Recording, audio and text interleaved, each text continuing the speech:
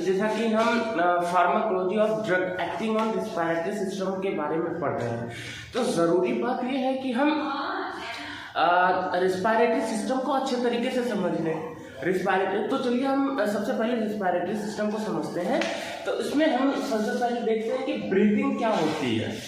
Breathing क्या होती है? इसमें दो प्रोसेस है ब्रीथिंग की, क्या? Inhalation and exhalation. इनहेलेशन मतलब होता है सांस अंदर लेना, और जो एक्सहेलेशन है मतलब सांस को बाहर छोड़ना। ये दोनों प्रक्रिया जब होती है, यानी सांस अंदर लेना और सांस बाहर छोड़ना, इस प्रक्रिया को हम कहते हैं ब्रीथिंग। अब वो हम सांस के साथ में मतलब ऑक्सीजन, क्या ऑक्सीजन के साथ में और कौन कौन सी चीज अपने अंदर लेते हैं, तो हवा में देखिए, हवा में जो गैस प्रेजेंट होगी वो तो एक परमानेंटली प्रेजेंट रहती है, जितने परसेंट में है वो उतनी परसेंट में प्रेजेंट रहेगी।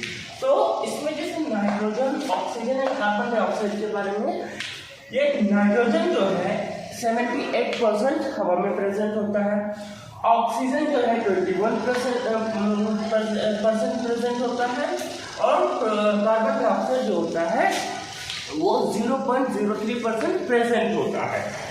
इम्पोर्टेंट ये नहीं है कि क्या हम लेते हैं, क्योंकि ये तो परमानेंटली चीज है। इम्पोर्टेंट ये है कि हम क्या छोड़ते हैं, कितना परसेंट छोड़ते हैं, कौन सी गैस कितना परसेंट छोड़ते हैं। तो यहाँ पे जो हमारा नाइट्रोजन है, ये हम जितना लेते हैं 78% लेते हैं, उतना का उतना पूरा छोड़ देते हैं, यानी इसकी जरूरत हमें नहीं है, हम उसको वैसे ही छोड़ देते हैं। उसके बाद आता है ऑक्सीजन। केवल यहाँ पर 4% का फर्क है। देखिए, ऑक्सीजन 21% हम लिए, 21% लिए, और ऑक्सीजन को हम 17% छोड़ देते हैं, यानी अपने पास 4% रख लेते हैं, हमें जितनी जरूरत होती है। उसके बाद CO2 जो है 0.03%, यानी हम 1% इसको नहीं लेते हैं, लेकिन छोड़ते कितना है? देखिए, CO2 का हम छोड़ते हैं 4.6% तक पूरा का पूरा छोड़ देते हैं। तो गाइस चलिए अब हम देखते हैं श्वसन मार्ग क्या क्या है, मतलब रिस्पायरेटरी ट्रैक्ट क्या है। रिस्पायरेटरी ट्रैक्ट मतलब वो कि हम जब सांस लेते हैं तो ऑक्सीजन किस रास्ते से होके, मतलब किस मार्ग से होके जाता है, उसी को हम कहते हैं रिस्पायरेटरी ट्रैक्ट। अब रिस्पायरेटरी ट्रैक्ट में कौन कौन से कहाँ पर जाता है, ऑक्सीजन कहाँ होके जाती है। सबसे पहले देखिए, एक्सटर्नल नॉस्ट्रेल। नॉस्ट्रेल मतलब जो ये आगे का जो नाक है ना, ये इसी को हम कहते हैं एक्सटर्नल नॉस्ट्रेल। मतलब यहाँ से हम क्या कहते हैं, सांस को अंदर लेते हैं, यानी ऑक्सीजन को, हवा को अंदर लेते हैं। उसके बाद दूसरा है नजल चैम्बर। नजल चैम्बर, ये जो यहाँ पे है ना, ये पूरा पार्ट जो हमारा है, ये नजल चैम्बर होता है। नजल चैम्बर, अब इसमें क्या होता है, दो चीजें होती हैं, हमारी हेयर्स होती हैं, छोटी छोटी हेयर्स होती हैं, और यहाँ पे म्यूकस, एक जो म्यूकस होता है, गीला पदार्थ होता है। तो ये क्या काम करता है कि जैसे हेयर जो होते हैं हमारा फिल्ट्रेशन का काम करते हैं, यानी जब हम कहीं जाते हैं या कुछ भी होता है, तो जो डस्ट होती है, धूल होती है, उसको फिल्टर करता है, खाली ऑक्सीजन को अंदर जाने देता है, मतलब गैस को हवा अंदर जाने देता है। और जो ये जो छोटे छोटे बाल होते हैं, हेयर होते हैं, ये अगर फिल्टर नहीं कर पाते हैं तो आगे जाके जो म्यूकस पदार्थ होता है, जो चिपचिपा पदार्थ होता है, वो वहाँ चिपका लेता है। तो ये फिल्ट्रेशन का काम करता है। और दूसरा हमारा क्या, फेरिंग्स। ये फेरिंग्स है, इसे हमारे लैंग्वेज में, गांव की लैंग्वेज में जो उसे हलक बोलते हैं इसे। इसका काम क्या है, पासवे ऑफ एयर एंड फूड। ये जो फेरिंग्स है ना, यहाँ पे खाना जो खाते हैं हम, वो और हवा, मतलब जो ऑक्सीजन लेते हैं, वो दोनों का पासवे होता है, मतलब ये उसका रास्ता होता है। वहाँ पे एक चीज होता है एपिग्लॉटिस। एपिग्लॉटिस ये आइडेंटिफाई करता है कि ये खाना है तो कहाँ जाएगा, और ये हवा है तो आखिर ये किस रास्ते से होके जाएगा। तो इसके बारे में, एपिग्लॉटिस के बारे में तो कुछ टाइम से इसको बाद में देखते हैं, ठीक है। अब ये लैरिंग्स जो हमारा ये होता है, ये पार्ट, ये लैरिंग्स, इसको हम वॉइस बॉक्स भी बोलते हैं, साउंड बॉक्स भी बोलते हैं। जिसे देखिए यहाँ पे ना लैरिंग्स यहाँ पे होता है, ये हमारा हो गया क्या, लैरिंग्स, वॉइस बॉक्स भी कहते हैं। एपिग्लॉटिस के बारे में अभी आगे जानेंगे। इसके बाद हमारा आता है ट्रैकिया। ये हमारा ट्रैकिया वाला पार्ट है। ये जो ये है ना, ये पूरा ये ट्रैकिया है। इसमें ये ट्रैकिया है और ये ऐसा सी शेप का स्ट्रक्चर है ना, ऐसा जो स्ट्रक्चर है ये जो होता है, ये हाइमेन कार्टिलेज एक बोन है जो मतलब बहुत नरम बोन होती है, बहुत नरम बोन होती है। तो ये क्या काम करता है कि मतलब जो हमारे ये एयर पाइप है या फूड पाइप है, इसको आपस में चिपकने नहीं देता है। तो ये जो हाइमेन कार्टिलेज बोन है ये इसका काम करता है, ठीक है। और ये कहाँ पे होता है, ये जो हमारा बीच में है ना, ये देखिए थोड़ा सा कैविटी जो होता है उसके बीच में ये हमारी ये फूड पाइप होती है, इसी को हम कहते हैं ट्रैकिया। अब ट्रैकिया के जस्ट नीचे दो जो ट्रैकिया आता है तो ये सिंगल है, उसके बाद ये जो दो पार्ट में डिवाइड होता है, लंग्स में जाता है, इसे हम कहते हैं ब्रोंकाई।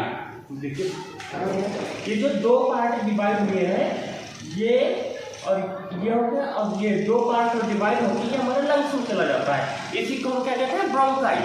और ये जब सब डिवाइडेड होते हैं अंदर आके, जब सब डिवाइडेड में जैसे ये और ये वाले पार्ट डिवाइड हो गए अलग अलग, तो इसको क्या कहेंगे, इसको हम कहते हैं ब्रोंक्यूल्स, ब्रोंक्यूल्स कहते हैं। और उसके बाद हमारा ब्रोंक्यूल्स होता है। ब्रोंक्यूल्स के बाद जो ये बलून लाइक स्ट्रक्चर है ना, गुच्छा बना हुआ है, इसको हम कहते हैं अल्वियोलाई। अल्वियोलाई। अब इसमें क्या आता है, हमारा जो एयर होता है ये इसी में जाता है।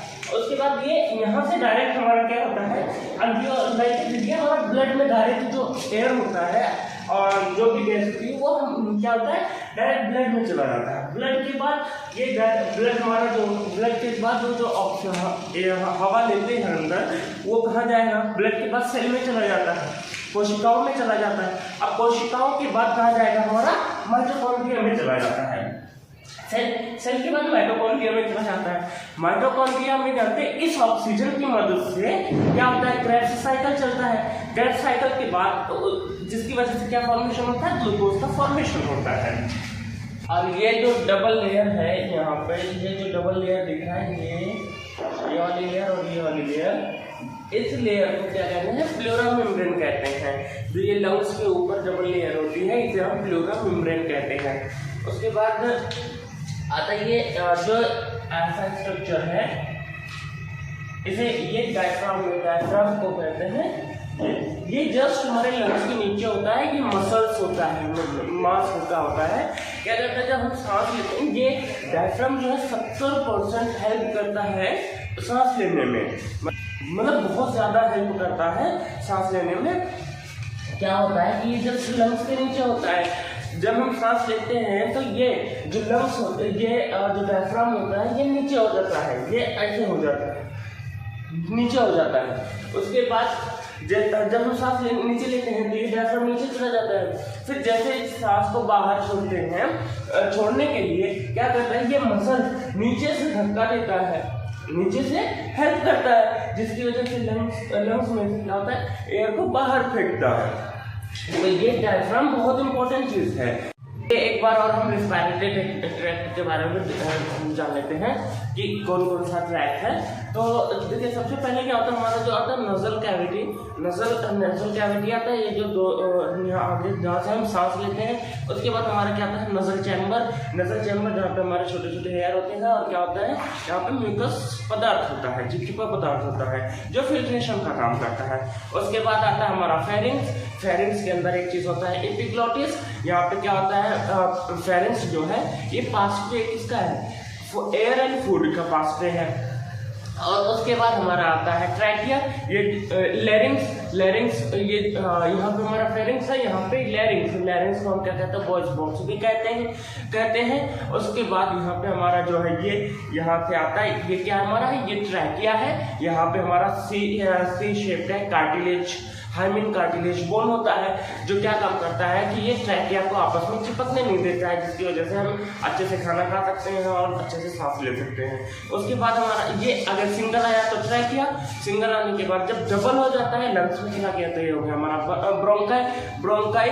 उसके बाद जो ब्रोंकाई जो होता है ये सब डिवाइडेड हो जाता है और छोटे छोटे पार्ट में डिवाइड हुआ तो उसे हम कहेंगे ब्रोंकियोल्स। और ब्रोंकियोल्स के लास्ट में ऐसे बलून लाइक स्ट्रक्चर होता है, सैक लाइक स्ट्रक्चर आता है, उसे हम कहते हैं क्या, उसे क्या कहते हैं अल्वेओलाई। अल्वेओलाई से हमारा क्या होता है, जो और हम हवा लिए वो क्या होगा, हमारा डायरेक्ट कहाँ चला जाएगा, ब्लड के जरिए ब्लड में चला जाएगा, ब्लड के जरिए सेल में जाता है। अब ब्लड के जरिए सेल में चला जाए, सेल के बाद क्या होगा, हमारा जो ऑक्सीजन होगा वो कहाँ चला जाएगा, माइटोकॉन्ड्रिया में चला जाएगा। माइटोकॉन्ड्रिया में इस ऑक्सीजन की मदद से क्या होता है, क्रेब्स साइकिल होता है, जिसकी वजह से क्या होता है, ग्लूकोज का फॉर्मेशन होता है। अब इसके बाद हम जस्ट क्या देखेंगे, मैकेनिज्म क्या है इसका, रेस्पिरेटरी सिस्टम का मैकेनिज्म क्या है, इसके बारे में अभी देखेंगे। तो इसमें दो मैकेनिज्म काम करता है, एक होता है इनहेलेशन और एक होता है एक्सहेलेशन। क्योंकि देखिए जब बाई चांस देखिए कभी कभी ऐसा होता है कि एक्सीडेंट होता है और एक्सीडेंट में आदमी को कुछ नहीं होता है, कहीं भी चोट नहीं लगी या कुछ ऐसा कुछ नहीं हुआ कि जिसकी वजह से उसकी मौत हो जाए, लेकिन फिर भी ऐसा कभी कभी होता है कि वो आदमी मर जाता है। क्यों? क्योंकि वो ऐसा होता है कि एक्सीडेंट जब होता है तो यहाँ कहीं लग जाता है, जिसकी वजह से डायफ्राम डैमेज हो जाता है, मसल्स का होता है, जिसकी वजह से वो जल्दी डैमेज हो जाता है। अब वो जब डैमेज हो गया तो जब सांस लेंगे ये नीचे है, अब ये जब डैमेज हो गया अब इसको छोड़ने के लिए, सांस को छोड़ने के लिए ये हेल्प नहीं कर रहा है, तो जिसकी वजह से क्या होता है, पेशेंट की डेथ हो जाती है, उस जो भी एक्सीडेंट होता है उसकी डेथ हो जाती है।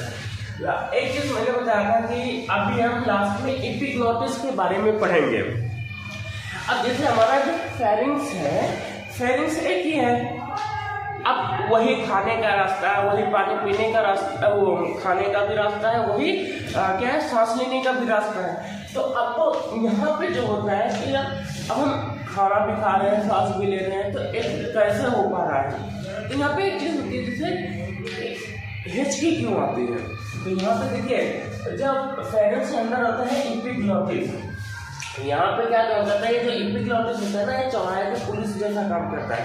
मतलब कहते हैं कि जैसे मान लीजिए हम खाना खा रहे हैं, तो जब खाना खाते हैं तो यहाँ आता है, तो ये क्या करता है, यहाँ पे जब हम खाना खाएंगे तो एपिग्लॉटिस अपने आप को क्या करता है, अपने आप समझ जाता है कि ये खाना खा रहा है भाई, और यहाँ इसमें फिर ये क्या करता है, हवा वाले रास्ते को, एयर वाले रास्ते को बंद कर देता है, जिसकी वजह से यहाँ पे खाना चला जाता है। और जब हम सांस ले रहे हैं, खाना नहीं खा रहे, सांस ले रहे हैं, तो क्या करेगा, ये हवा वाले रास्ते को खोल देगा और यहाँ क्या होगा, इस रास्ते को, खाने वाले रास्ते को बंद कर देगा। अब देखिए हिचकी क्यों आती है, इसलिए हिचकी आती है जैसे कि हम खाना खा रहे हैं और फिर सोच रहे हैं, अब सोचने लगे, खाना खा रहे हैं और सोचने लगे, तो क्या होता है, इसमें क्या होता है, कंसंट्रेट नहीं कर पाता है, जिसकी वजह से क्या होता है कि रास्ता ही नहीं बंद कर पाता है। तो खाना जहाँ हवा सांस लेनी है, हवा जाना है, वहाँ क्या होता है, खाना भी चला जाता है, जिसकी वजह से क्या होता है कि उसमें जाता है तो ये हिचकी आनी शुरू हो जाती है। अब चलिए हम मैकेनिज्म देख लेते हैं। तो मैकेनिज्म दो तरीके से होता है। इसमें क्या होता है, पहला होता है हमारा इनहेलेशन और दूसरा होता है एक्सहेलेशन। अब जैसे कि मैंने स्टार्टिंग में बताया था, इनहेलेशन मतलब सांस अंदर लेना और उसके बाद एक्सहेलेशन मतलब सांस को बाहर छोड़ना। इसी के जरिए हमारा क्या होता है, मैकेनिज्म होता है। अब कैसे होता है, जो हमारा O2 होता है यानी ऑक्सीजन होता है, ऑक्सीजन क्या कहता है, नसल कैविटी में जाता है। नसल कैविटी, O2 कहाँ गया, नसल कैविटी में गया। नसल कैविटी के बाद कहाँ जाएगा, फेरिंग्स में जाता है। फेरिंग्स के बाद में लैरिंग्स में जाता है। फिर लैरिंग्स के बाद कहाँ जाएगा हमारा, लैरिंग्स के बाद ट्रैकिया में जाएगा। अब ट्रैकिया दो पार्ट के बाद दो पार्ट में डिवाइड होता है, क्या होता है, नहीं, ट्रैकिया हो गया जी, यहाँ पे हमारा पूरा ट्रैकिया हो गया। ट्रैकिया के बाद ये हमारा ब्रोंकाई दो पार्ट में डिवाइड हुआ, इसे हम क्या कहेंगे, ब्रोंकाई। फिर ऑक्सीजन जो होता है हमारा ब्रोंकाई में चला गया। ब्रोंकाई जब और छोटे छोटे पार्ट में डिवाइड होता है, ये ब्रोंकियल्स होता है।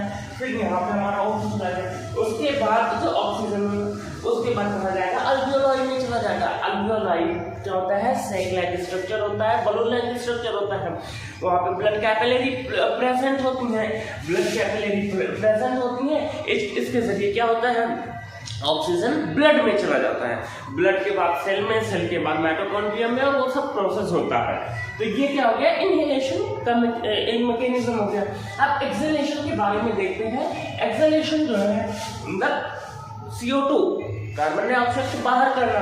तो क्या होता है, इसका जस्ट अपोजिट है। देखिए यहाँ पे हम O2 ले रहे थे, तो यहाँ से क्या, अब इसका उल्टा कीजिए। देखिए CO2 कार्बन डाइऑक्साइड क्या करेंगे, ब्लड कैपिलरी में, देखिए अब उल्टा चलना है, खाली बस इतना ही फर्क है। CO2 को क्या होगा, ब्लड कैपिलरी में आएगा, ब्लड कैपिलरी के जरिए क्या होगा, अल्वियोलाई में चला जाएगा, अल्वियोलाई से क्या होगा, ब्रोंक्यूल्स में जाएगा, ब्रोंक्यूल्स के बाद में हमारा ब्रोंकाई में चला जाएगा, ब्रोंकाई के बाद में ट्रैकिया, ट्रैकिया के बाद में लैरिंक्स, और लैरिंक्स के बाद में फेरिंक्स, फेरिंक्स के बाद में नजल कैविटी, और यहाँ से क्या होगा, CO2 आउट हो जाता है। ये हमारा क्या हो गया, रेस्पिरेटरी सिस्टम का मैकेनिज्म हो गया। अब आई होप कि मैं उम्मीद करता हूँ कि आप लोगों को मेरी वीडियो पसंद आएगी, और ये मेरा समझाने का तरीका कैसा है आप लोग कमेंट करके ज़रूर बताएं। Thank you so much.